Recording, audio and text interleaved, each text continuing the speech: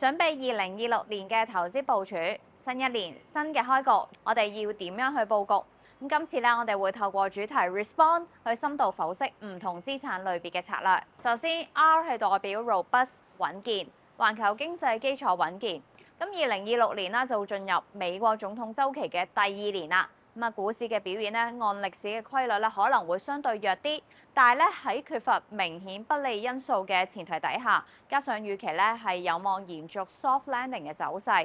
企業投資咧淨係經歷緊結構性爆發啦，同埋政策支持，令到整體嘅股票韌性都係強嘅，所以我哋都維持睇好美股。如果就業同埋通脹數據保持到喺現水平，而聯儲局延續減息，股市同埋債市咧依然有望可以保持到穩健嘅表現。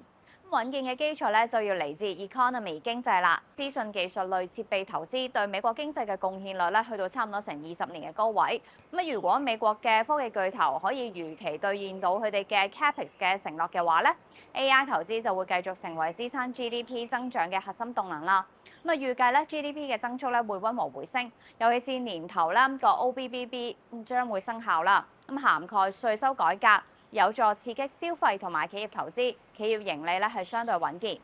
S 就代表 selective 篩選，過去1年唔同嘅資產類別咧已經係錄得顯著嘅升幅，其中債券息差持續收窄，仍然處於過往區間嘅偏貴水平。其中美國嘅減息空間啦，令到債券息率咧好難有顯著嘅下跌空間。債券當中咧，我哋就偏好經風險調整回報比較吸引嘅投資級別債券啦，同埋新興市場債券，佢要把握咧更加好嘅收益機會。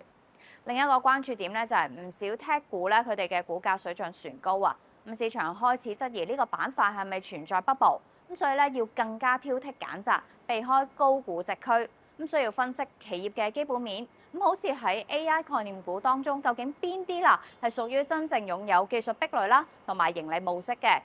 而龍頭企業嘅估值咧就唔算好高㗎。喺咁嘅背景底下，可以配置業務具確定性，擁有強勁嘅資產負債表，有穩定現金流，同埋咧堅固護城河嘅行業龍頭。如果 AI 嘅趨勢可以持續，盈利咧都可以增長得到嘅話，目前相關投資領域咧係唔存在 bubble 㗎。而家嗰啲科技巨頭嘅盈利又高啦，現金流又健康啦，再次提醒要揀一啲具定價權同埋高利潤率嘅企業啦。P 就係 policies 政策，特朗普為咗挽救中期選舉，預期咧佢一定會指定策略，強力推動經濟，包括減稅同埋去監管政策，但係都需要警惕重打貿易戰嘅風險。寬鬆政策咧就會有助支持股市同債市。而特定嘅產業政策就會直接推動相關板塊表現。O 係 opportunity 機會，參考聯儲局嘅 dot plot 啦，終端利率咧就係3%。但係如果冇通脹制約，同時聯儲局主席係特朗普嘅屬意人選，Fed Fund Rate 咧係有突破下行嘅空間。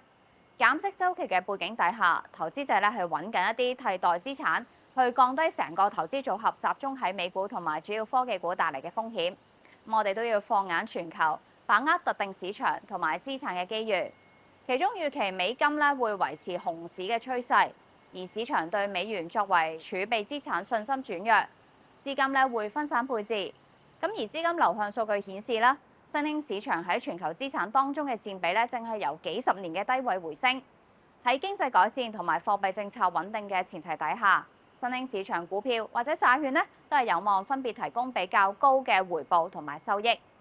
內地同埋港股啦，2025年都係跑贏全球主要市場㗎。我哋嘅團隊認為啦，牛市底層嘅邏輯咧都仲係喺度，主要因為咧結構性嘅行情啦，同埋資本市場改革嘅政策推動。中期行業配置方面，可以策略性咁去配置紅利高息同埋人工智能板塊。N 就係 normalization 正常化。主要央行咧喺經歷咗長期寬鬆週期之後，傾向選擇按兵不動，甚至乎咧釋放立場轉變嘅信號。貨幣政策正常化去穩定匯率，但係聯儲局就屬於例外啦。市場都仲係覺得咧嚟緊美國都係仲係有多次嘅減息行動，尤其是美國就業市場越轉弱啦，都引發咗關注，超越咗對通脹率黏性依然強嘅顧慮。經濟數據嘅強弱，尤其是核心通脹同埋就業數據，就會直接影響主要央行嘅利率決策啦。貨幣政策嘅預期就係匯市波動嘅主要驅動力。外幣當中咧，優先考慮喺基本面同埋具有息差支持嘅貨幣啊。D 就係 duration 存續期，唔單止係代表債券對利率變化嘅敏感度，亦都提醒咁喺投資當中咧就要考慮投資期限啦。喺利率唔確定性比較高嘅時候，管理存續期去減少價格波動嘅風險。預期個 yield curve 咧都會咧越嚟越陡峭，咁短債係會比較具吸引力，而風險都相對可控，因為都擔心好多國家嘅財政惡化同埋利息負擔，咁長端利率咧或者會繼續推升。2026年市場波動依然存在，以資產配置為核心嘅穩健策略咧更加重要啦。呢個時候唔應該俾市場嘅 noise 去阻礙投資決策，反而應該審視同埋調整組合，保持靈活同埋多元化配置，把握後市潛力同埋提升應對波動嘅能力。咁2026年你又會點樣去 respond 投資部署呢？